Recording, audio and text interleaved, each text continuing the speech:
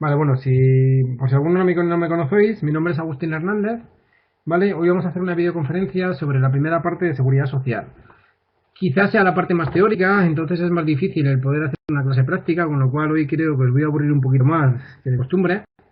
Haremos algún caso práctico, pero la seguridad social es una materia muy amplia y, bueno, resumirlo en una videoconferencia de una hora a veces es un tanto complicado, ¿vale? Pero bueno, vamos a intentar a ver lo más, lo más importante de la materia de seguridad social que no tiene que ver con prestaciones, ¿vale? Porque sería la parte que tenéis más en los cursos que estáis realizando, ¿vale? Entonces vamos a ver la parte de los niveles de la seguridad social, los regímenes, afiliación, cotización y recaudación, ¿vale? Antes de eso, tendríamos que definir qué es eso de seguridad social, cuál es el concepto que podríamos dar de seguridad social. Normalmente la seguridad social no suele gustar mucho a los abogados, a mí personalmente me gusta mucho, me parece una materia muy atractiva, lo que pasa que es cierto que es una materia que está continuamente cambiando, hay mucha legislación, mucha normativa interna y además una amalgama de prestaciones bastante considerable, ¿vale? En la parte que vamos a ver hoy quizás sea en la que hay menos cambios, menos que en el tema de prestaciones, y el concepto solemos dar de seguridad social es un concepto que va más dirigido a lo que es la acción protectora de la seguridad social que a lo que es la gestión propia de la seguridad social más relacionada con el día a día de las empresas, con lo que viene siendo afiliación, cotización y recaudación, pero está todo interrelacionado, ¿vale?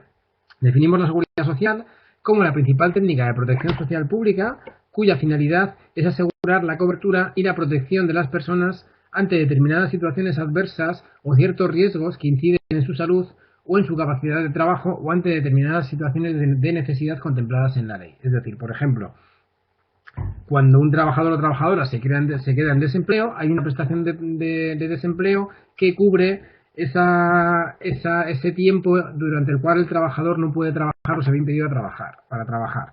La incapacidad temporal, cuando un trabajador o una trabajadora tiene una baja, también es una prestación de la seguridad social. Por eso digo que este concepto es eminentemente de la acción protectora. Pero antes de llegar a eso tenemos que hablar de todo lo que es de lo que son los niveles, los regímenes, la afiliación, la cotización y la recaudación. Esa digamos que la acción protectora sería la segunda parte de la seguridad social, ¿vale? ¿Por qué tenemos un sistema de seguridad social? Porque en cierto modo lo obliga la Constitución española, ¿vale? El artículo 41 de la Constitución española obliga a los poderes públicos a mantener un sistema público de seguridad social. Como consecuencia de la amalgama normativa que había, en el año 94 se dictó el texto refundido de la Ley General de Seguridad Social, la Ley 1/1994, un Real Decreto Legislativo de 20 de junio, que lo que hace es refundir varios textos.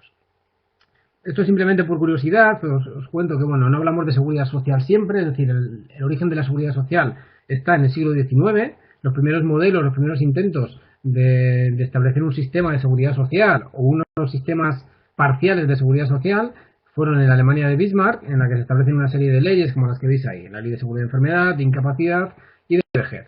En España hubo distintos intentos, en el año 1900, en 1903, en 1908, pero el primer intento en el que podemos hablar de un inicio, un intento de algo parecido a la seguridad social, aunque de manera muy parcial, era la ley del retiro obligatorio del año 1919. Cuando empezamos a hablar realmente de un sistema propio de seguridad social, es a raíz del informe Beveridge en el año 1942, que lo que hace es sentar las bases de los modelos de seguridad social que han asumido los países modernos, los países de la Unión Europea sobre todo, ¿vale?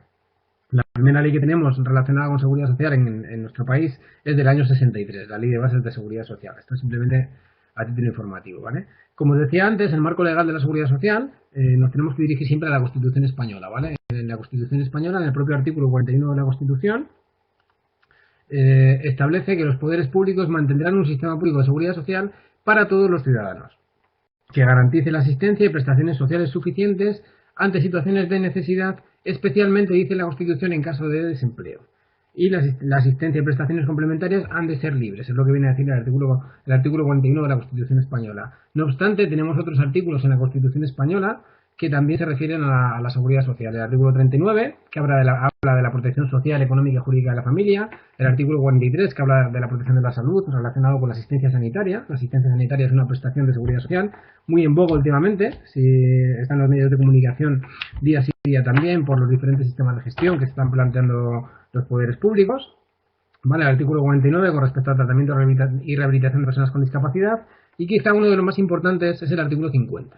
¿Vale? El artículo 50 obliga a los poderes públicos a garantizar, mediante pensiones adecuadas y periódicamente actualizadas, la suficiencia económica a los ciudadanos durante la tercera edad, ¿vale? Estamos hablando sobre todo de pensiones de jubilación, quizá también de incapacidad permanente, pero sobre todo de pensiones de jubilación. Y además han de promover el bienestar mediante un sistema de servicios sociales.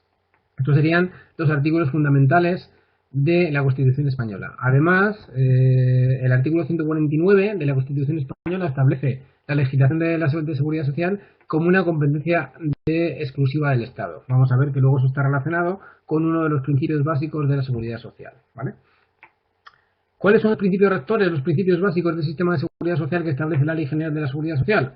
Pues son los de contributividad, universalidad, solidaridad intergeneracional, equidad, suficiencia y unidad de caja. La contributividad está relacionado con lo que los trabajadores y trabajadoras contribuyen al sistema, es decir, tiene que haber una proporcionalidad entre lo que un trabajador aporta y entre lo que un trabajador percibe, ¿vale? Hablamos en nuestro país, hablamos de un sistema de reparto mixto en cuanto al sistema de seguridad social de prestaciones y en cuanto al sistema de seguridad social en sí, es decir, los trabajadores y trabajadoras van a obtener prestaciones de manera proporcional a cuáles hayan sido sus aportaciones, con una serie de límites, es decir, todos los trabajadores y trabajadoras van a tener unas pensiones mínimas y unas pensiones máximas que no van a poder superar, ¿vale? El principio de universalidad implica la máxima extensión de la acción protectora. Luego hablaríamos del principio de solidaridad intergeneracional. ¿Esto qué quiere decir? Que los trabajadores del presente están pagando las pensiones de los pensionistas del presente, ¿vale? Hablo de pensiones y me refiero en sentido amplio a incapacidad temporal, incapacidad permanente, desempleo y jubilación, sobre todo, ¿vale? Digamos que por eso hablamos de solidaridad intergeneracional, quizá más enlazado con jubilación. Otro principio que es el de equidad y igualdad de derechos, con independencia del momento y lugar de residencia del asegurado, siempre y cuando haya contributividad, ¿vale? La contributividad implica que todos los trabajadores, para tener derecho a una prestación, tienen que aportar al sistema. Van a tener que aportar al sistema un periodo mínimo de tiempo que va a establecer la ley. Por ejemplo, para tener derecho a una pensión de jubilación, los trabajadores en nuestro país tienen que trabajar 15 años. Si no han cotizado y trabajado 15 años, no van a tener derecho a pensión de jubilación en el nivel contributivo, ¿vale? Luego estaría el principio de suficiencia, que esto lo establece el artículo 50 de la Constitución, que implica la garantía y perfeccionamiento de los niveles de bienestar mediante prestaciones mínimas adecuadas, ¿vale? Las pensiones mínimas son pensiones que establece el Estado como la cuantía mínima que ha de percibir una persona para tener una pensión adecuada y digna, por así decirlo, ¿vale? Y luego está el principio de unidad de caja, que este es el que os dije antes, que estaba relacionado con el artículo 149 de la Constitución, siendo el Estado el único titular de todos los recursos, obligaciones y prestaciones de seguridad social. Es decir, en seguridad social no hay competencias transferidas a las comunidades autónomas, ¿vale? Es el Estado el único competente para legislar y el único competente para efectuar la recaudación. Aunque las recaudaciones vamos a ver que se van a hacer a nivel provincial, digamos que la caja es única, rige el principio de caja única. Madrid, Barcelona, Castilla y León, Castilla-La Mancha, todos aportan de manera única al sistema, por así decirlo, ¿vale? Cuando hablamos de seguridad social tenemos que enlazarlo y tenemos que hablar siempre de cuáles son los niveles de protección, qué niveles de protección nos otorga la seguridad social. En este sentido tenemos que hablar de tres niveles: el nivel contributivo, el nivel asistencial y el nivel complementario. Dentro del nivel contributivo van a estar aquellas personas que realicen una actividad profesional, es decir, una actividad por cuenta ajena o una actividad por cuenta propia. En seguridad social vamos a hablar de trabajadores por cuenta ajena y vamos a hablar de trabajadores por cuenta propia, o autónomos, ¿vale? Y dentro del nivel asistencial van a estar incluidas aquellas personas que carezcan de protección en el nivel contributivo, pero que además cumplan unos requisitos que va a establecer la ley, como puedan ser requisitos de residencia o requisitos de no superar un límite máximo de ingresos. Y luego hay un nivel complementario, ¿vale? En este caso hablamos de servicios sociales, planes de pensiones, mejoras voluntarias, etcétera, etcétera. Por ejemplo, para que lo entendáis más fácil, cuando un convenio colectivo establece en una incapacidad temporal que la empresa tiene la obligación de pagar un importe por encima de lo que es la baja, la incapacidad temporal, ¿vale? Eso sería un nivel complementario, es decir, en ocasiones los convenios colectivos establecen complementos por encima de lo que regula la ley. Es decir, un trabajador o una trabajadora que sufre un accidente de trabajo va a tener derecho a una prestación de incapacidad temporal, a una baja del 75% de la base reguladora, que la base reguladora va a coincidir con la base de cotización de contingencias profesionales del mes anterior a la baja, ¿vale? Esa sería la cuantía de la prestación de seguridad social. Pero a veces los convenios establecen que los trabajadores y trabajadoras que estén en situación de incapacidad temporal van a tener derecho a una mejora, a un complemento, y la empresa va a estar obligada a abonar hasta el 90 o hasta el 100% del salario bruto del trabajador. Ese exceso del 75% hasta el 100%, el 90% o lo que establezca el convenio, sería una mejora de seguridad social. Una mejora de seguridad social a cargo de la empresa. Entonces, cuando hablamos de nivel complementario, no estamos hablando realmente de un nivel propio de la seguridad social. Es complementario a la seguridad social, pero no hablamos de seguridad social en sí.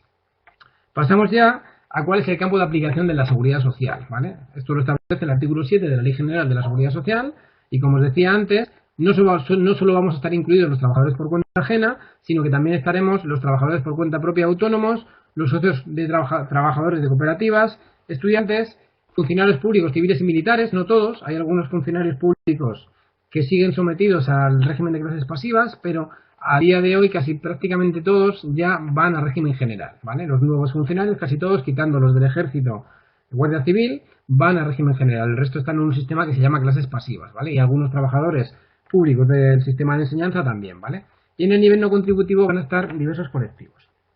Cuando hablamos de campo de aplicación de la seguridad social, obligatoriamente vamos a tener que hablar de los regímenes de la seguridad social en los que se integra el sistema. Es decir, la seguridad social se va a dividir en regímenes en virtud de los cuales van a estar incluidos unos trabajadores u otros, ¿vale? Entonces vamos a hablar de todos estos regímenes que veis aquí. Hablamos del régimen general. Antiguamente hablábamos del régimen especial agrario. Ahora vamos a ver que hay alguna particularidad. Hablamos del régimen especial de trabajadores autónomos. Tenemos el régimen especial de trabajadores del mar. Había también un antiguo régimen especial que era el de empleadas del hogar, pero que ya no es de empleadas del hogar, sino que ya no es un régimen específico, sino que también está integrado en el general, igual que el régimen especial agrario. Seguimos teniendo el régimen especial de minería del carbón y luego tenemos algo que no es un régimen específico de seguridad social, que son las relaciones laborales de carácter especial. Si recordáis, hemos hecho una primera videoconferencia sobre relaciones laborales de carácter especial. No son un régimen específico, ¿vale? Pero tienen distintas particularidades, por lo cual hacen que sean no un sistema especial de seguridad social, sino a efectos de relaciones laborales, ¿vale? Pero no es un régimen específico de la seguridad social. Con lo cual, a día de hoy, hablamos del régimen general, dentro del cual están incluidos el sistema especial agrario y el sistema especial de empleadas del hogar, autónomos, trabajadores del mar y minería del carbón. Estos son los regímenes de los que hablamos hoy. ¿Quiénes son las personas que están incluidas en seguridad social dentro del nivel contributivo? ¿Vale? Es decir, aquellas personas que están ejerciendo una actividad por cuenta propia o por cuenta propia. Los trabajadores españoles residentes que ejercen una actividad en territorio español, los extranjeros que residan y trabajen legalmente en España, los extranjeros y apátridas acogidos al Estatuto de Refugiados y algunos trabajadores españoles que están en el extranjero en determinadas situaciones especiales, ¿vale? Como puede ser trabajo en embajadas, consulados, etcétera, etcétera. ¿Vale? O trabajadores desplazados. ¿Cuáles son las condiciones de acceso para tener derechos a distintas prestaciones de seguridad social? Pues va a depender del nivel del que hablemos. Si hablamos del nivel contributivo, normalmente se va a pedir siempre o prácticamente siempre estar de alta y estar afiliado al sistema de seguridad social. Vamos a ver luego cómo se hace esto, ¿vale? Y en algunos casos se va a solicitar acreditar un periodo mínimo de cotización. Lo que os comentaba antes de jubilación, por ejemplo, para poder tener derecho a una pensión de jubilación en el nivel contributivo, los trabajadores en este país tienen que cotizar un mínimo de 15 años. Si no cotizan un mínimo de 15 años, no tendrían derecho a esta pensión de jubilación, ¿vale? En caso de incapacidad temporal por contingencias comunes ocurre algo parecido, solo en caso de enfermedad común, ¿vale? En una incapacidad temporal derivada de contingencias comunes, los trabajadores tienen que acreditar haber cotizado previamente también un tiempo dentro de los 500 días, de los 180 durante los 500 días anteriores, ¿vale? En el nivel no contributivo, lo que se pide normalmente es haber residido en España durante un periodo de tiempo y acreditar un bajo nivel de rentas, normalmente de la unidad familiar, es decir, que la unidad familiar no supere un límite de rentas que se establece anualmente por la Ley de Presupuestos Generales del Estado, ¿vale? Cuando hablamos también de seguridad social, aparte de hablar de niveles, de regímenes, etcétera, etcétera, tenemos que hablar de quizás de las cuales son las entidades gestoras y colaboradoras más importantes. Aquí ha habido un pequeño cambio que se ha producido el 26 de diciembre del año pasado, es decir, hace prácticamente nada, que es el que vamos a ver muy rapidito también para no liaros mucho, pero bueno, sí que tiene incidencia porque en el día a día de la gestión, aquellos y aquellas que vayáis a dedicar o ya os dediquéis a la gestión laboral y a la gestión de seguridad social, sí que tiene incidencia porque afecta a las mutuas, a las antiguas mutuas de accidente de trabajo y enfermedades profesionales, ¿vale? Tenemos también el Instituto Nacional de Seguridad Social, que es la entidad gestora de la seguridad social, que regula sobre todo la concesión y pago de prestaciones económicas. La Tesorería General de la Seguridad Social es una entidad gestora que se ocupa de la afiliación, sobre todo afiliación, recaudación y cotizaciones sociales, todo lo relacionado con estos temas, ¿vale? Una entidad que está reconocida como de gran eficacia y suelen estar también bastante actualizadas a los cambios informáticos, ¿vale? Hablaríamos también del SEPE, del Servicio Público de Empleo, el antiguo INEM, ¿vale? Que va en lo que afecta a seguridad social, va a regular sobre todo la parte de la prestación y los subsidios por desempleo. Estaría el Instituto Social de la Marina para aquellos casos de trabajadores y trabajadoras del régimen especial del mar, ¿vale? Y luego tenemos las mutuas colaboradoras con la seguridad social. Esta es la que os decía, que en virtud de la Ley 35/2014 de 26 de diciembre, es decir, de hace prácticamente 3 meses y poco, ¿vale? Han pasado a denominarse mutuas colaboradoras con la seguridad social, ¿vale? En la nueva ley de mutuas se cambia la denominación. Antes eran las mutuas de accidentes de trabajo y enfermedades profesionales, ahora han pasado a denominarse mutuas colaboradoras con la seguridad social, ¿vale? ¿Qué hacen estas mutuas colaboradoras con la seguridad social?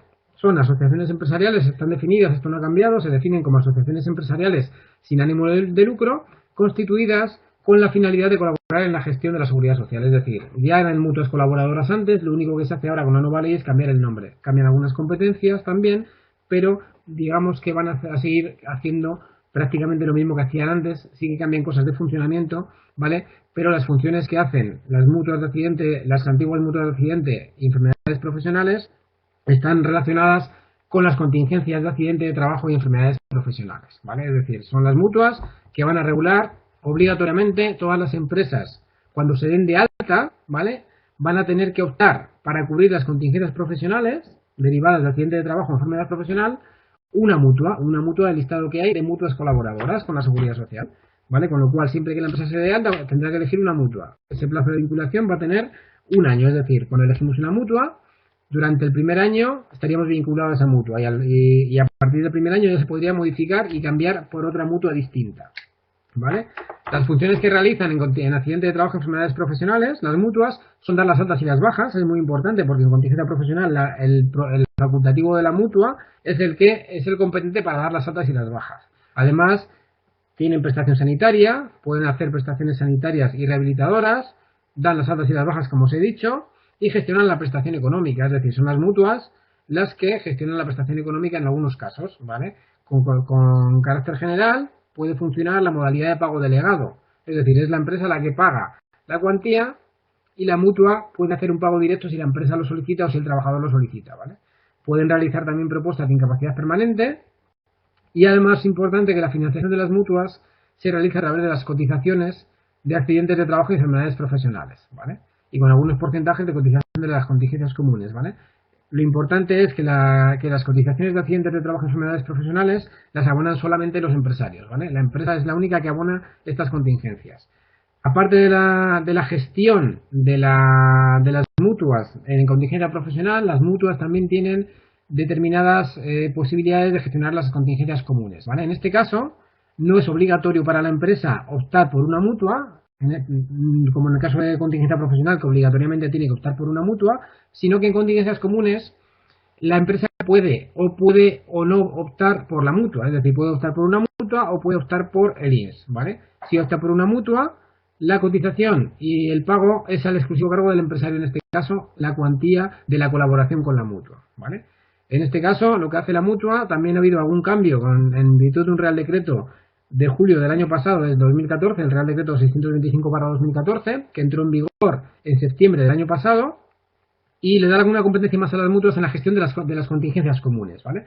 En la gestión de las contingencias comunes, las mutuas no tienen la posibilidad de dar altas y bajas, es decir, las altas y las bajas en las bajas por contingencias comunes, en la incapacidad temporal por contingencia común, por enfermedad común o accidente no laboral, la competencia sigue siendo del Servicio Público de Salud, es decir, es el médico de atención primaria, el médico de cabecera, el que da la baja y el alta, ¿vale? Pero sí que la mutua, si la empresa ha optado por la mutua, puede gestionar el subsidio de incapacidad temporal, ¿vale? Es decir, puede hacer el pago directo en caso de solicitud por parte del trabajador o por parte de la empresa. Tienen la opción de revisar el estado de salud del trabajador mientras dure la baja, ¿vale? Sí que ha incluido el Real Decreto que la mutua obligatoriamente va a tener que notificar con una antelación de 4 días ese reconocimiento médico que va a hacer el trabajador. Si el trabajador se niega a ese reconocimiento médico, también la mutua lo que puede hacer es suspender la prestación. Si el trabajador no va a hacer reconocimiento médico, la mutua puede solicitar la extinción, la suspensión y posteriormente la extinción de la prestación. No tienen la posibilidad de dar las altas en los procesos de incapacidad temporal, pero sí puede hacer una propuesta motivada de alta a inspección de la Seguridad Social, aunque no pueda dar el alta médicamente, ¿vale? Y luego pueden realizar actuaciones sanitarias de carácter voluntario, como pruebas diagnósticas, intervenciones quirúrgicas, prestaciones rehabilitadoras, aunque son voluntarias para el trabajador, y siempre que haya habido prescripción previa de un médico de atención primaria, ¿vale? O un especialista del Servicio Público de Salud. ¿Vale? ¿Alguna duda hasta aquí?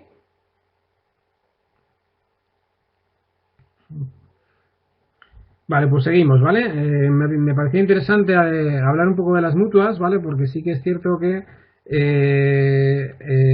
dan mucho trabajo y a día de hoy podemos tener muchas relaciones con las mutuas colaboradoras, y sí quería hacer una referencia a este cambio normativo que hemos tenido hace prácticamente 3 meses, es decir, hace prácticamente nada, ¿vale? Pasamos ya a lo que sería materia de afiliación, cotización de recaudación, ¿vale? La afiliación a la Seguridad Social es un concepto distinto al concepto de alta y baja de un trabajador, ¿vale?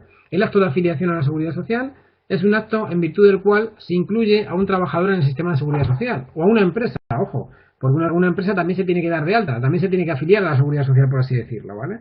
La inscripción de trabajadores y las empresas en la Seguridad Social sería el acto de afiliación, ¿vale? Es la primera vez que incluimos en el sistema un trabajador. ¿Cómo se practica la afiliación de los trabajadores? A instancia del trabajador o a instancia del empresario, ¿vale? En virtud de un modelo que es el modelo TA1, ¿vale? Vamos a afiliar a un trabajador, es decir, un trabajador se va a afiliar a la Seguridad Social una vez en la vida, va a tener un único número de afiliación. Si tenemos que hacer un contrato a un trabajador que no ha trabajado previamente, antes de darle de alta, vamos a tenerle que pedir el número de afiliación, ¿vale? Ese número de afiliación, lo que tendremos que hacer será presentar un modelo que es el modelo TA1 y solicitarlo en la Tesorería General de la Seguridad Social. El modelo TA2 lo vamos a utilizar para dar luego el alta de este trabajador en la Seguridad Social. Es decir, el TA1 es el que utilizamos para afiliar a un trabajador si no tiene número de afiliación, si no está afiliado previamente, y el modelo TA2 es el que vamos a utilizar para efectuar las altas y las bajas de los trabajadores. Las altas las vamos a poder dar 60 días naturales antes de la prestación de servicios, y las bajas y variaciones de datos en el plazo de los 6 días. ¿Sí? Como mucho en el plazo de los 6 días posteriores a esa baja, ¿vale? O variación de datos. También puede ser que varíen los datos del trabajador, es decir, que se modifique el contrato de trabajo un contrato de trabajo del trabajador, pase de un contrato temporal a un contrato indefinido, pase de un contrato a tiempo parcial a un contrato a tiempo completo, y tengamos que notificar esa variación de datos. Con respecto a las empresas, hablaríamos de los modelos TA6 y de los modelos TA7. Es decir, la primera vez que la empresa se va a dar de alta en la Seguridad Social, vamos a incluirla en la Seguridad Social, por así decirlo, vamos a tener que solicitarla a través de un modelo TA6, ¿vale? Con carácter general nos van a pedir que aportemos una copia de la escritura de constitución de la empresa, ¿vale? Y en virtud de ese acto TA6 es cuando vamos a solicitar lo que se denomina un código o cuenta de cotización de la empresa, ¿vale?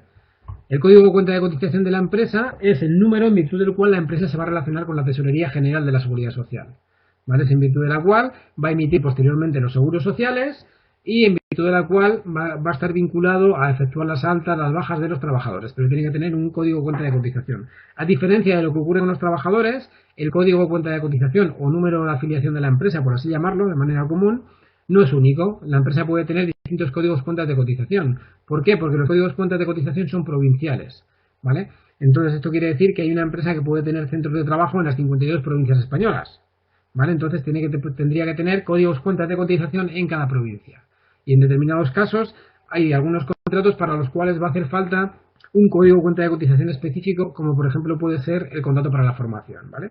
En caso de que la empresa tenga que notificar alguna variación de datos, ya no utilizaría el modelo TA6, sino que en este caso tendría que utilizar el modelo TA7, ¿vale?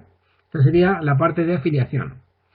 Una vez que está afiliada la empresa, o una vez que está de alta la empresa y los trabajadores están afiliados y ya tenemos un X trabajadores en la empresa, pasaríamos y tendríamos que hablar de la cotización. ¿Cuáles son los elementos fundamentales de la cotización en la seguridad social. Cuando hablamos de cotización, hablamos de las aportaciones económicas realizadas por parte de los empresarios y los trabajadores para sostener financieramente el sistema, ¿vale? Es importante que la seguridad social se autofinancia, es decir, la seguridad social se nutre única y exclusivamente de aportaciones de trabajadores y aportaciones de empresarios, es decir, las prestaciones de seguridad social y los salarios de los trabajadores de la tesorería y del INS se pagan con las cotizaciones de empresarios y trabajadores, ¿vale? Prácticamente todas las prestaciones. Hay algunas que están cambiando, los complementos a mínimos, ¿vale? Pero básicamente podemos hablar de esto, ¿vale? ¿Cuáles son los elementos fundamentales de la cotización? Esto lo veremos cuando veamos nóminas, pero bueno, los adelanto. Tampoco me voy a extender mucho porque lo vamos a ver cuando veamos videoconferencias de cálculo de nóminas y finiquitos.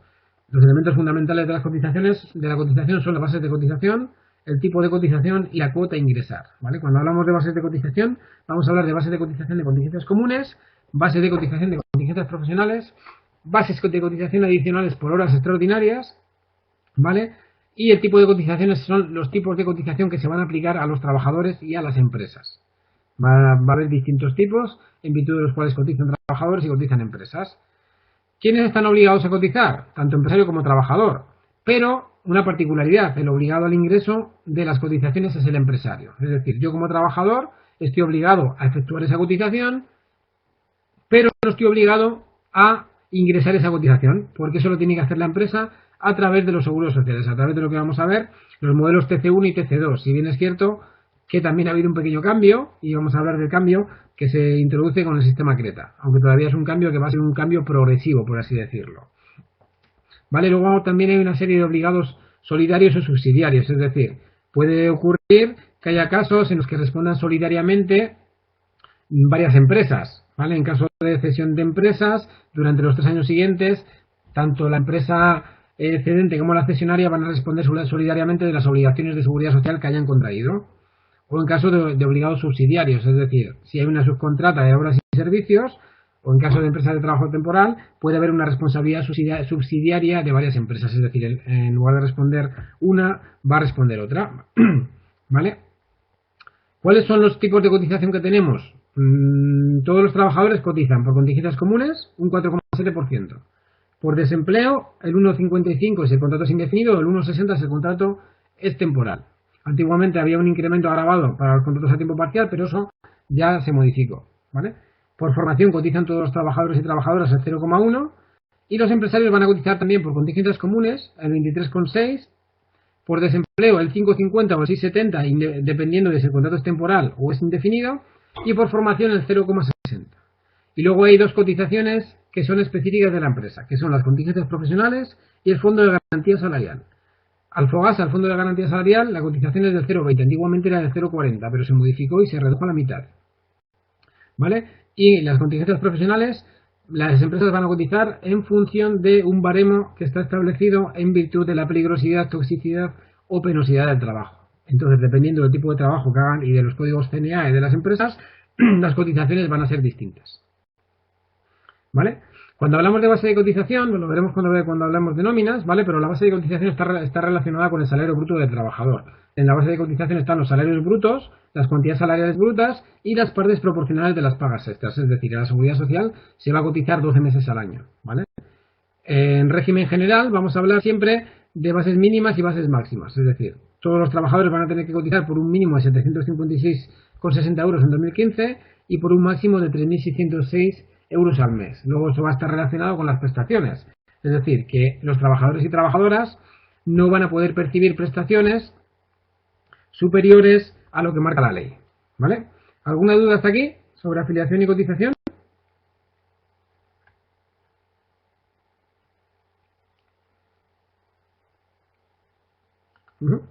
Vale, pues vamos a hacer muy rapidito un caso sencillito de cotización, ¿vale? Vamos a hacer un cálculo de una nómina en bruto y en líquido, muy sencillito, ¿vale? Simplemente en 5 minutines vamos a hacer un cálculo de una nómina de un trabajador que tiene un contrato indefinido a tiempo completo con los siguientes salarios: un salario base de 1.000 euros, una antigüedad de 100 euros, un plus de actividad de 150, un plus de transporte de 50 y 2 pagas extraordinarias de salario base más antigüedad. Nos dice el supuesto que a este trabajador se le aplica un descuento de IRPF del 12%. Nos pide calcular las bases de cotización de contingentes comunes, la base de cotización de contingentes profesionales y la nómina en bruto y en líquido, ¿vale? Estamos anticipando un concepto de nóminas, no os preocupéis si no entendéis ahora todos los conceptos, lo tengo simplemente, pongo este supuesto para que nos queden claros cuáles son los conceptos de la cotización, base de cotización, tipo de cotización y cuota a ingresar, ¿vale? Y ya en las siguientes videoconferencias haremos supuestos prácticos de nóminas, ¿vale? Vale, aquí cuando calculamos una nómina, en las nóminas siempre vamos a tener que calcular los devengos, las cuantías brutas que se deben pagar a un trabajador, ¿vale? ¿Qué ocurre? En este caso, nos dice el supuesto que los devengos son 1.000 euros de salario base, 100 euros de antigüedad, ¿vale? Perdón, estaba volviendo para atrás porque no recordaba los conceptos, ¿vale? Tenemos salario base 1.000 euros, antigüedad 100 euros, plus de actividad 150 y plus de transporte 50 euros. Digamos que esas serían las retribuciones brutas salariales de cada trabajador, lo que denominaremos en la nómina los devengos, ¿vale? Entonces esa cuantía bruta, esos pluses y esos salarios base y esos pluses suman la cuantía de 1.300 euros, ¿vale? Esos serían los devengos. Una vez que tenemos las cuantías brutas, el devengo que se paga al trabajador, tendríamos que proceder al cálculo de la base de cotización de contingencias comunes, ¿vale? Para calcular la base de cotización de contingencias comunes, vamos a tener que coger todos los salarios y los complementos que sean salariales, ¿vale? O que coticen a la seguridad social, ¿vale? Aquí hubo un pequeño cambio en el año 2013, a finales del año 2013, con respecto a distintos pluses que antes no cotizaban y que pasaron a cotizar, ¿vale? Con lo cual, el salario base es salarial, la antigüedad es salarial, con lo cual tenemos que cogerle y forma parte de la base de cotización. El plus de transporte, hasta finales de 2013 no cotizaba, salvo que superase el 20% del IPREM. ¿Pero qué ha ocurrido? Que a raíz de un cambio por Real Decreto, este plus de transporte, junto con otros como el plus de ropa de trabajo y otros pluses que antes eran extras salariales y no formaban parte de la base de cotización, pasaron a formar parte de la base de cotización. Aunque siguen siendo pluses extrasalariales, sí que forman parte de la base de cotización, con lo cual lo tendríamos que incluir también. El plus de actividad es un plus salarial, con lo cual también tendríamos que incluirlo en la base de cotización, ¿vale? Y luego nos faltaría, como os he dicho antes, a la seguridad social cotizamos 12 veces al año, es decir, vamos a cotizar de enero a diciembre, durante 12 meses, y vamos a cotizar dentro del mes siguiente al que estemos cotizando, ¿vale? Es decir, si esta nómina es la nómina de enero del mes de abril, por ejemplo, estamos en abril, esta nómina del mes de abril la ingresará la empresa en la seguridad social, las cotizaciones las ingresará la empresa en la seguridad social en el mes de mayo, ¿vale? Entonces lo que tenemos que hacer, como os decía que cotizamos 12 veces al año, lo que tenemos que calcular siempre en la base de cotización de contingencias comunes es la parte proporcional de las pagas extraordinarias. Entonces tenemos que calcular la parte proporcional de las pagas extraordinarias. En este caso, suponemos que el trabajador tiene dos pagas extraordinarias, la de verano y la de Navidad, de salario base más antigüedad, es decir, dos pagas extras de 1.100 euros, con lo cual eso lo dividimos entre 12, al ser la retribución mensual, y ya tendríamos la parte proporcional de las pagas extraordinarias, que son 183,33. Sumamos todo y nos daría la base de cotización de contingencias comunes, que son 1.483,33. En este caso, en este supuesto, la base de cotización de contingencias comunes nos va a coincidir con la base de cotización de contingencias profesionales. ¿Por qué? Porque el supuesto no dice que el trabajador haya realizado horas extraordinarias, ¿vale? La única diferencia que hay entre estas dos bases de cotización, ¿vale?, son precisamente el realizar o no realizar horas extraordinarias, ¿vale? Y una vez que tenemos las bases de cotización, ya vamos a poder calcular las deducciones de seguridad social del trabajador, ¿vale? Estas deducciones de seguridad social, como os he dicho antes, son contingencias comunes, desempleo y formación profesional. Aplicamos los tipos que os dije antes y nos dan las cuantías que veis ahí, ¿vale? Una vez que hemos calculado las deducciones de seguridad social, nos faltaría para calcular la nómina entera, nos faltaría por calcular la retención del IRPF, ¿vale? Esto es muy importante. A la retención del IRPF la tenemos que aplicar, la retención del IRPF, no a la base de cotización, sino al total de vengado, es decir, a la cuantía bruta del trabajador. Si recordáis, cuando vimos el supuesto antes, el total de vengado son 1.300 euros y la base de cotización son 1.463,33. Las deducciones de seguridad social lo aplicamos a la base de cotización, pero el IRPF al total de vengado, a la cuantía bruta, ¿vale? Y una vez que tenemos esa cuantía, al total de vengado, a la retribución bruta del trabajador, a los 1.300 le restamos las deducciones de seguridad social y el IRPF, y ya tendríamos la cuantía líquida del trabajador, ¿vale? Esto sería, a grosso modo, una nómina muy sencillita para ver los conceptos de cotización, de bases de cotización, tipo de cotización y cuota a ingresar, ¿vale? Y una vez que tenemos la cotización calculada, tendríamos que hablar de recaudación, ¿vale? Es decir, la cotización, la empresa efectúa esa cotización, la parte del trabajador lo que hace es que nos la retiene en la nómina, ¿vale? Y luego la empresa la va a tener que ingresar en la seguridad social, ¿vale? La recaudación está regulada en el artículo 18 y siguientes de la Ley General de la Seguridad Social. Los sujetos obligados, es decir, en este caso los empresarios, porque son los que están obligados a ingresar las cotizaciones en plazo y en forma, lo que tienen que hacer los empresarios es presentar los modelos TC1, la relación nominal de trabajadores, y los modelos TC2 dentro del mes siguiente al que se liquida, lo que os decía antes, ¿vale? Si esta nómina es la de abril, la vamos a ingresar en la seguridad social en el mes de mayo, porque se paga dentro del mes siguiente, del 1 al 31 del mes siguiente, o al 30 o al 28 en caso de febrero, ¿vale? Como es mayo, sería del 1 al 31 del mes de mayo. Esto se va a hacer a través del sistema red. A día de hoy se hace a través del sistema red, ¿vale? Cabe también la posibilidad de que las empresas puedan pedir aplazamientos y fraccionamientos en las cotizaciones, salvo para accidentes de trabajo y enfermedades profesionales. Vale, ¿qué ha cambiado en recaudación?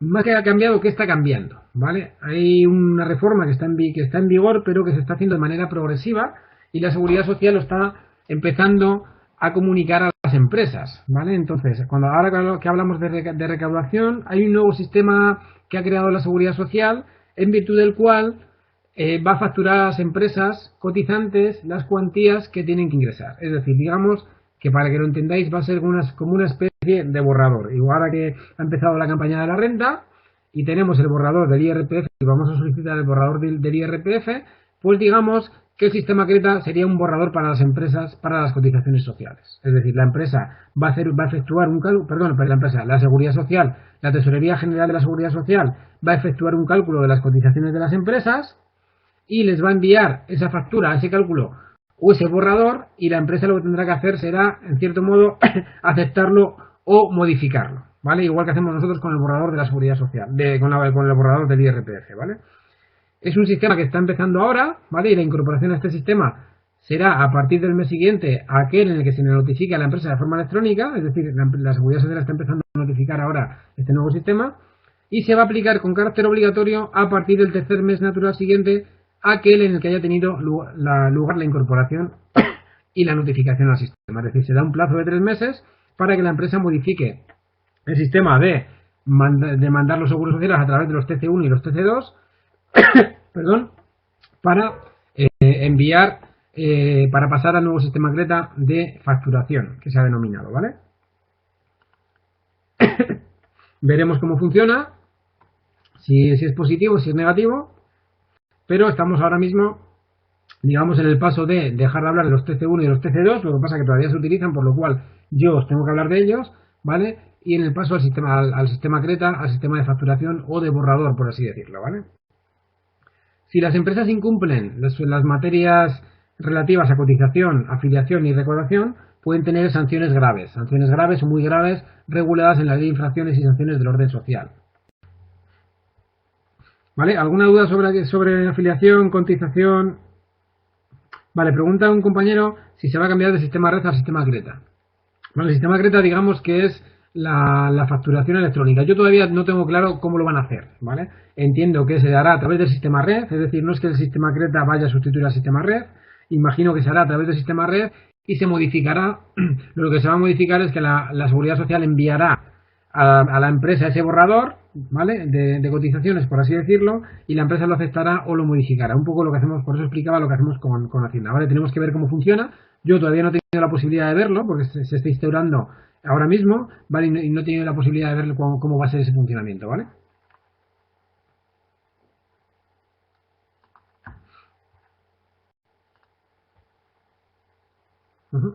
Vale. Vale, muy rapidito, ¿vale? Antes hablábamos de regímenes, quiénes estaban incluidos en los regímenes, cuáles eran los distintos regímenes, y vamos a ver muy rapidito, sobre todo régimen general y régimen de autónomos, ¿vale? Porque son los más importantes, por así decirlo. Dentro del régimen general, cuando hablamos del régimen general de la Seguridad Social, van a estar incluidos en este régimen todos los trabajadores y trabajadoras por cuenta ajena o asimilados mayores de 16 años, que estén de alta en una empresa, obviamente, trabajando y cotizando. Es el trabajador que resulta aplicable a un mayor número de trabajadores, ¿vale?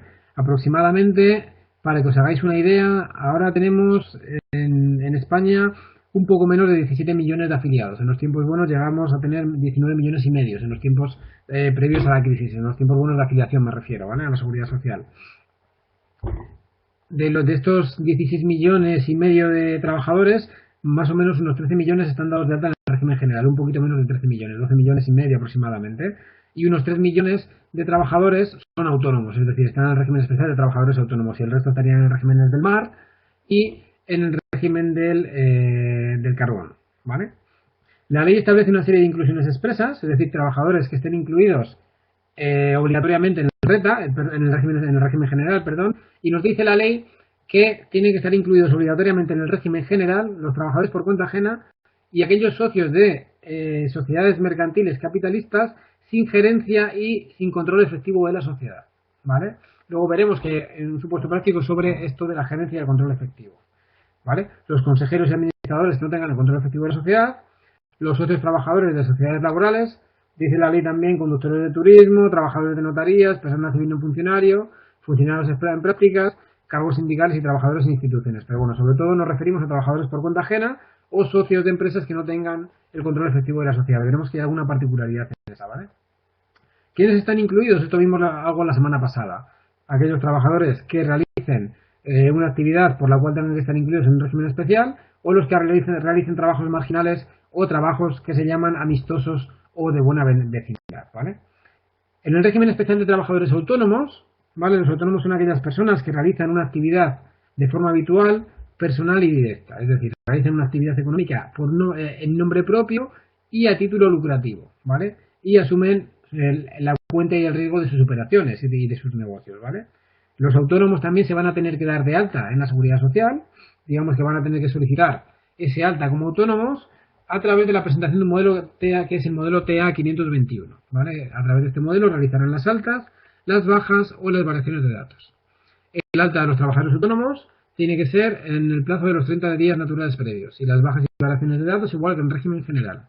Una particularidad, igual que en régimen general, perdón, 6 días. Una particularidad es que un autónomo cuando se dé de alta o cuando se dé de baja, independientemente del día en el que se dé de alta o del día en el que se dé de baja, va a tener que abonar todo el mes, va a tener que abonar el mes en completo, ¿vale?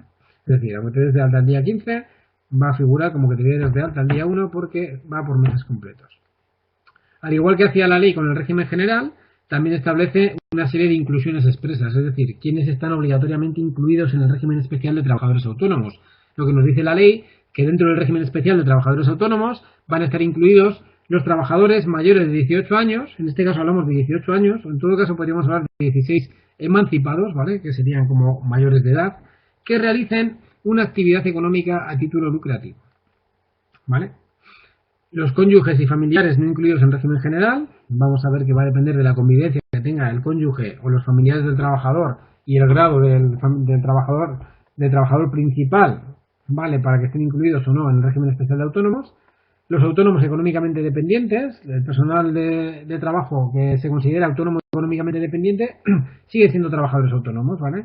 Algunos comuneros y socios de sociedades civiles, los consejeros y administradores o socios que tengan el control efectivo de la sociedad, vamos a ver un caso práctico de esto, ¿vale? Para que nos quede claro qué es eso, el control efectivo de la sociedad, los socios de cooperativas cuando opten por este régimen y los socios de sociedades laborales que tengan más del 50%, ¿vale? El 1 de enero del año 2008, como particularidad, igual que os dije que el régimen especial agrario por cuenta ajena y el régimen especial de empleadas del hogar se habían integrado en el año 2012 en el régimen general, en el año 2008 los trabajadores por cuenta propia agrarios, el régimen especial por cuenta propia agrarios, se integró directamente en el régimen especial de trabajadores autónomos, ¿vale? Muy rapidito os cuento lo del sistema especial agrario, ¿vale? En el año 2012, el 1 de enero del año 2012, en virtud de la ley 28/2011 de 22 de septiembre, se procedió a integrar el antiguo régimen especial agrario por cuenta ajena dentro del régimen general, ¿vale? Pero se integra con particularidades. Esas particularidades y lo que hacen es que no haya una integración plena, ¿vale? Esa integración plena quiere decir que esos trabajadores van a tener menos menos garantías, por así decirlo, y menos derechos que el resto de trabajadores del régimen general, ¿vale? Con lo cual lo que se hace es crear un sistema especial agrario, ¿vale? Las garantías menores que tienen estos trabajadores es que, entre otras cosas, no tienen derecho, los trabajadores temporales no tienen derecho a subsidio por desempleo, ¿vale? Y además van a estar sometidos a un sistema que se llama de cotización por inactividad. Es decir, si el trabajador no va a trabajar y no trabaja más de 23 jornadas al mes, va a cotizar efectivamente por los días que vaya a trabajar. ¿Vale? Esas son las particularidades que habrían en esta integración. Lo mismo nos ocurre con los trabajadores y trabajadoras del Sistema Especial de Empleados del Hogar, que sobre todo son trabajadoras, ¿vale? Se produce una integración también en el año 2012, de manera progresiva desde enero hasta el mes de junio del año 2012, se produjo la integración de estas trabajadoras en el régimen general de seguridad social, pero al igual que os contaba antes, con respecto al antiguo régimen especial agrario por cuenta ajena, las trabajadoras del régimen especial de empleadas del hogar también se integran con particularidades. Tienen distintas particularidades en contingencia, en incapacidad temporal por contingencia común y por contingencia profesional, ¿vale? La forma de pago y las cuantías que se pagan son distintas, con la particularidad de que además es un subsidio directo del IES. Es decir, en régimen general normalmente las incapacidades temporales se pagan bajo la modalidad de pago delegado, es decir, la empresa es la que abona la cuantía, mientras que en este caso es la seguridad social la que la abona directamente. En régimen general la abona la empresa y luego se lo deducen los seguros sociales. Pero aquí a partir del día 9 es un subsidio directo, un subsidio directo que paga el INS. Y la particularidad más grande quizá es que estas trabajadoras y trabajadores no cotizan por desempleo. Al no cotizar por desempleo, cuando terminen su contrato o su contrato sea extinguido, no van a tener derecho a esa prestación por desempleo. ¿Vale? Luego estaría el régimen especial de minería del carbón. No me detengo mucho en simplemente estarían incluidos aquellos trabajadores que se dedican a la extracción de carbón, minas subterráneas, carbón a cielo abierto, investigaciones y reconocimientos, etcétera, etcétera, ¿vale? Y en el régimen especial de trabajadores del mar estarían incluidos trabajadores de la marina mercante, pesca marítima en cualquiera de sus modalidades, extracción de otros productos del mar, etcétera, etcétera. Es decir, trabajos realizados precisamente con el mar. En las relaciones laborales especiales no me detengo porque ya lo vimos el otro día. Había una particularidad también con los becarios y becarias, simplemente aquellas personas que realizan programas en prácticas, ¿vale? Os voy a contar únicamente la única particularidad que hay. Es que en el año 2011 salieron 3 decretos distintos y lo que ocurrió es que estas personas que realicen programas en prácticas han pasado a cotizar a la seguridad social, ¿vale? Pero cotizan por todas las prestaciones salvo por desempleo. Igual que ocurre con las empleadas del hogar, no van a cotizar por desempleo. Es decir, personas que estén haciendo programas de prácticas, de becas, cotizarán a efectos de jubilación, incapacidad permanente, incapacidad temporal, pero no para desempleo. No va a dar derecho a prestación por desempleo, no va a dar derecho a paro. ¿Vale? ¿Alguna duda hasta aquí? Vale, preguntaba un compañero si un trabajador en el régimen agrario si puede tener un contrato de jornada parcial. Sí, sí que caben jornadas parciales en el sistema especial agrario, ¿vale? Ahora en el sistema especial agrario ya no hablamos de régimen, ¿vale? Hablaríamos de un sistema especial dentro del régimen general, ¿vale? Puede ocurrir que haya contratos a tiempo parcial, pero además, si el trabajador es eventual, es decir, no tiene un contrato indefinido, ¿vale? Está sometido al sistema de la inactividad, ¿vale? La inactividad quiere decir que si el trabajador no trabaja más del 76,67% de las jornadas del mes, que al final son 23 días de trabajo, ¿vale? De lunes a viernes, como quien dice, ¿vale? Estaría sometido al antiguo sistema de jornadas reales, que se llamaba, ¿vale? Es decir, lo que ocurre es que esos trabajadores, si van a trabajar 15 días, su cotización efectiva va a ser por esos 15 días. Esto tiene implicaciones, por ejemplo, en el desempleo. Es decir, nunca van a generar 24 meses de desempleo, porque no van a trabajar los 6 años que se piden, por así decirlo. Seguidos, ¿vale? Vale, pregunta Miriam que si ha entendido que los trabajadores temporales del sistema agrario no tienen derecho a desempleo. Sí que tienen derecho a desempleo, a prestación por desempleo, ¿vale? Pero los eventuales están excluidos del subsidio por desempleo, salvo en Andalucía y en Extremadura, ¿vale?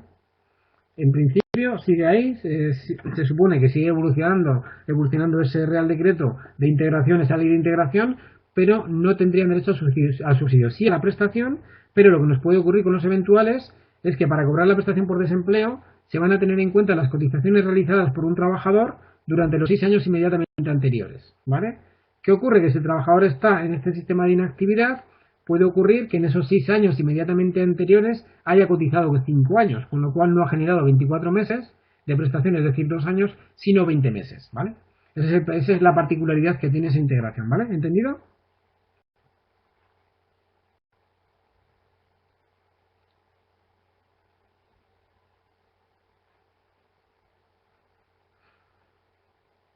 Vale, perfecto. Vale, pues como sé que he ido un poco rápido con todo este tema de seguridad social, nos quedan 10 minutillos de clase. Vamos a intentar hacer, si nos da tiempo, uno o dos o un caso práctico, ¿vale? Para fijar un poco los conceptos. Sé que he ido un poquito rápido, es difícil en una hora resumir todo lo de seguridad social, pero bueno, que al menos que nos queden claros los conceptos básicos, ¿vale? Vale, nos dice aquí este supuesto.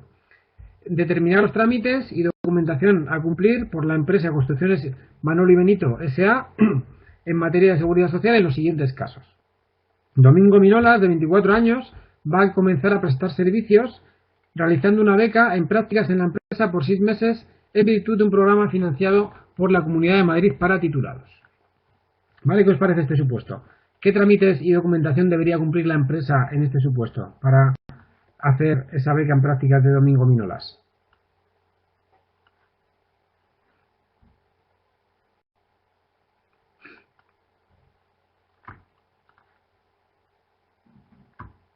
Afiliación y alta, dice una compañera.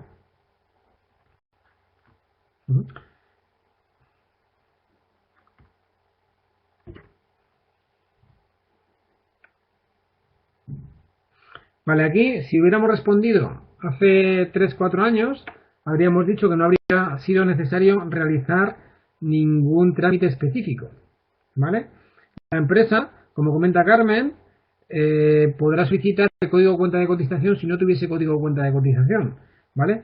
En este caso hablamos de una persona que va a realizar una beca en prácticas, con lo cual no sería una trabajadora, ¿vale? Que quede claro que las becas en prácticas no son trabajo, por así decirlo, ¿vale? Pero ¿qué ocurre? Que como han pasado a cotizar a la seguridad social, efectivamente a esta trabajadora le tendríamos que solicitar el número de afiliación. Tendría que firmar el modelo TA1 y luego tendríamos que efectuar esas cotizaciones a través del código de cuenta de cotización. Un código de cuenta de cotización específico para esta beca, ¿vale?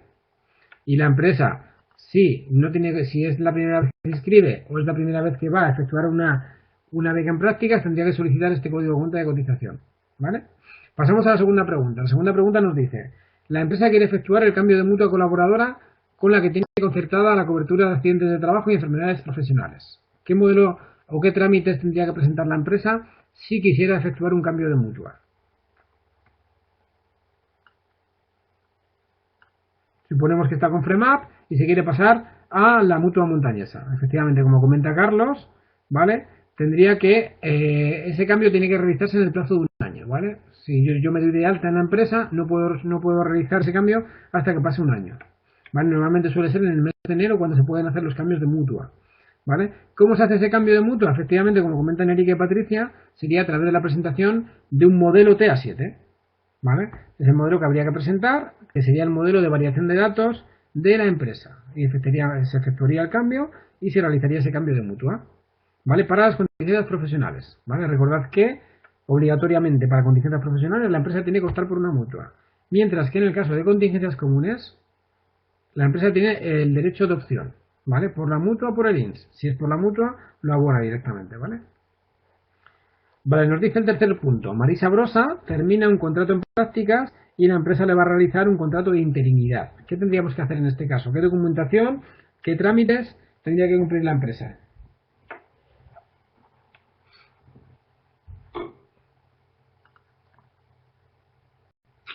Efectivamente, como comentan Sofía y Javier, habría que realizar una variación de datos. Es decir, a través del sistema red, ¿vale? Por eso os decía que antes que el sistema red no se va a acabar con el sistema Greta, ¿vale? Porque el sistema red hace muchas más cosas que cotización. A través del sistema red haríamos una variación de datos con un modelo TA2, ¿vale? Presentaríamos ese modelo TA2 a través del sistema red y modificaríamos ese contrato de este trabajador, aparte de los trámites que proceda a realizar con el Servicio Público de Empleo en materia de contratación. ¿Vale? Nos dice el cuarto punto. Juan Elcano acaba de cumplir 61 años y va a acceder a la jubilación parcial en un 75% de jornada. ¿Vale? Este es un poco más complejo. ¿Qué tendríamos que hacer en este caso?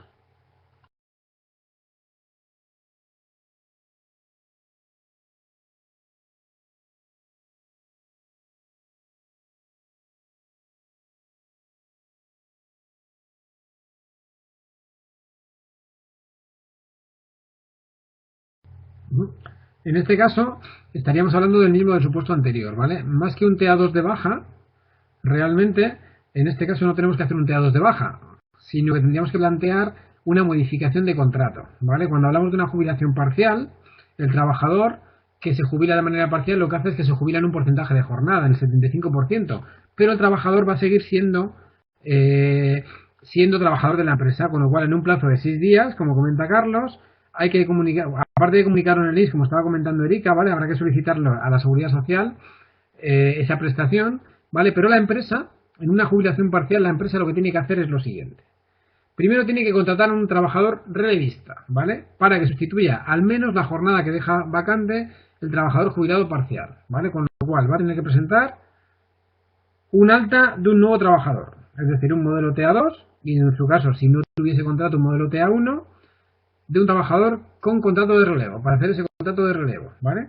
Con lo cual, trámites derivados, contratación de un trabajador y efectos de seguridad social, alta de ese nuevo trabajador, al 75% de jornada como mínimo, ¿vale? Y segundo trámite que tendría que hacer derivado de esta jubilación parcial sería la modificación del contrato del trabajador, ¿vale? Es decir, el trabajador que se jubila parcialmente sigue siendo trabajador de la empresa, pero va a pasar a ser trabajador de la empresa con un contrato a tiempo parcial. Un contrato a tiempo parcial del 25%. Entonces eso es una variación de datos, una modificación a través de un modelo TA2, ¿vale? Que va a ser lo que tenemos que hacer en este caso. ¿Vale? Pasamos al quinto caso. Nos dice Sebastián Magallanes, termina su contrato por hora de servicio y la empresa le ha notificado hace 15 días que el mismo llega a su fin al cumplirse 3 años desde la celebración del mismo. ¿Qué os dice este punto?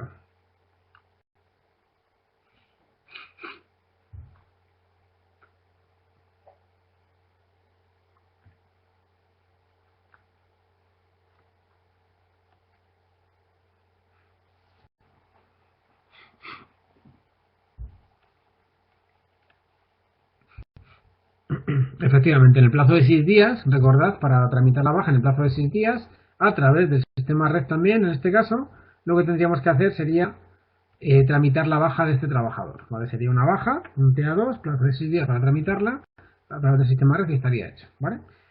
La penúltima pregunta nos dice, Elena Entre Ríos va a comenzar a trabajar como auxiliar administrativa cuando nunca antes había trabajado.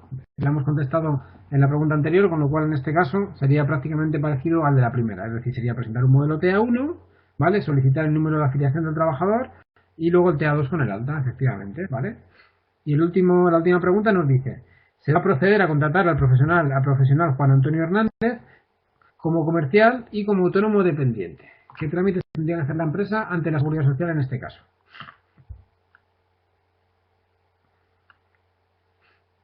¿Qué os parece la última pregunta? Comenta Carmen que ninguno. ¿Todos y todas de acuerdo con que la empresa no tendría que hacer ningún trámite?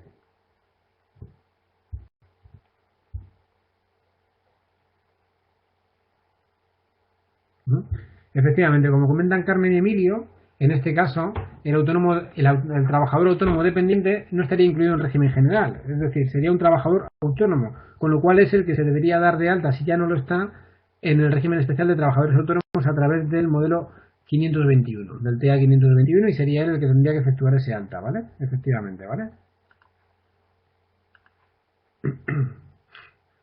Vale, ya estamos en hora, hacemos el último supuesto y lo dejamos, ¿o queréis ya parar? Sí, efectivamente, Carlos. La empresa en este caso, en el caso anterior, no tendría que hacer ningún trámite, efectivamente, ¿vale? Sería trabajador. Los trámites derivados de seguridad social. Obviamente, empresa y trabajador autónomo dependiente van a firmar un contrato de colaboración, ¿vale? Vale, pues pasamos al último caso y terminamos, ¿vale? Nos dicen este supuesto. Es un caso sencillito, ¿vale? Pero quería ver un tema importante, ¿vale? Nos dice el supuesto. 4 amigos han decidido crear una sociedad de responsabilidad limitada para dedicarse a temas de enseñanza y formación no reglada, desembolsando un capital inicial de 50.000 euros, con el 25% de participaciones sociales cada uno, siendo 2 de ellos los administradores solidarios de la compañía. Todos van a trabajar para la sociedad y prevén la contratación inicial además de 2 trabajadores. Preguntas. ¿En qué régimen de seguridad social han de encuadrarse los 4 socios? Segunda pregunta. ¿Cuáles son los trámites que habrá de cumplir la empresa con la Administración de Seguridad Social y con la Administración Tributaria? Vale, pasamos a la primera pregunta, ¿vale? En el primer punto nos dice, ¿en qué régimen de seguridad social han de encuadrarse los 4 socios? ¿Vale? Estamos hablando de una sociedad que hemos creado, ¿vale? Y 4 socios que van a trabajar en, en la empresa. Vale, Sofía nos dice que al general, Emilio dice que los administradores al reta por tener el 25%, los socios, Begoña dice que todos los socios, entiendo todos los socios como autónomos.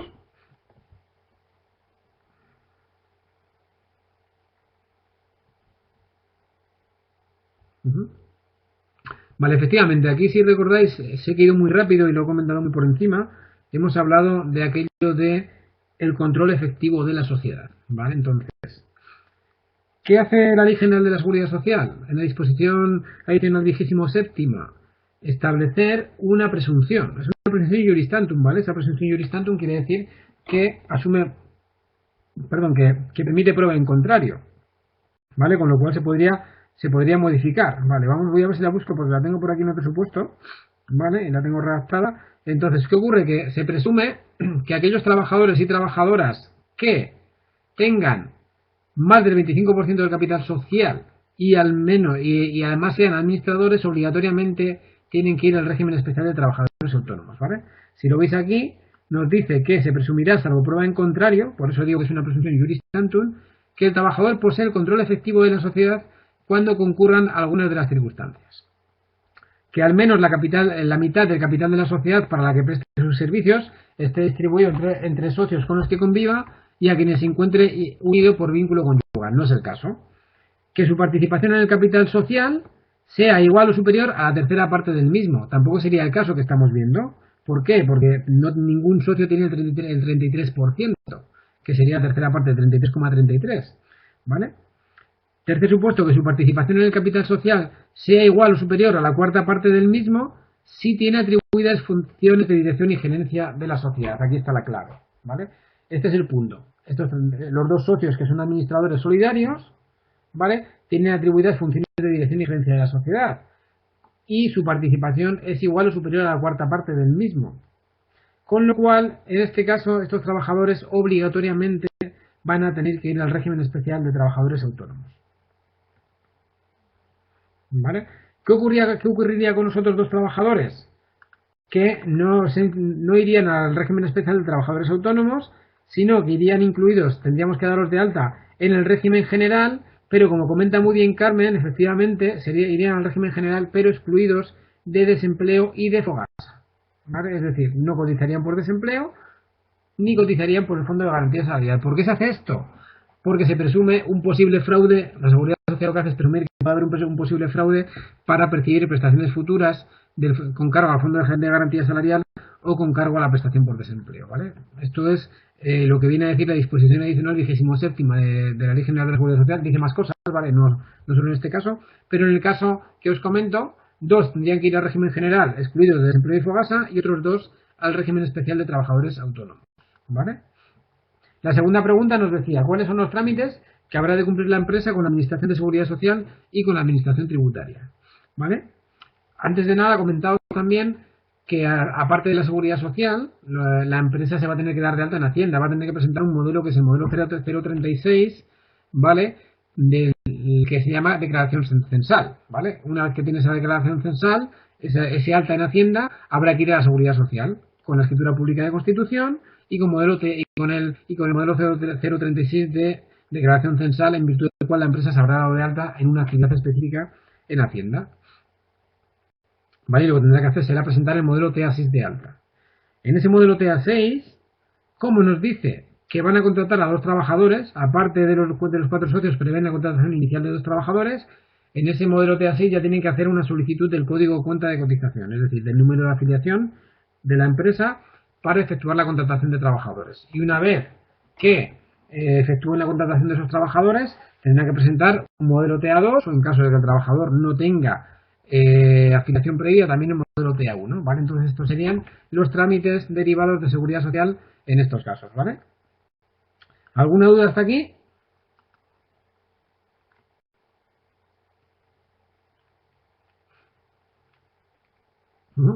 Vale, ya sé que ha sido un poco rápido, es difícil, y como siempre me paso de tiempo, vale, ya lo siento, pero bueno, por mi parte, si no tenéis ninguna duda, lo dejamos aquí, ¿vale? La parte de seguridad social, aunque ha sido un poquito rápido, al menos sí que nos ha dado tiempo de ver un par de casos prácticos para fijar un poco los conceptos, lo más básico de afiliación, cotización y recaudación, ¿vale? Muchas gracias a todos y a todas. Y nada, nos vemos en la siguiente videoconferencia que será de contratos en principio, ¿vale? Seguiremos con la parte de contratos y nos meteremos más ya en tipo de contratos. Gracias, buenas noches, hasta luego.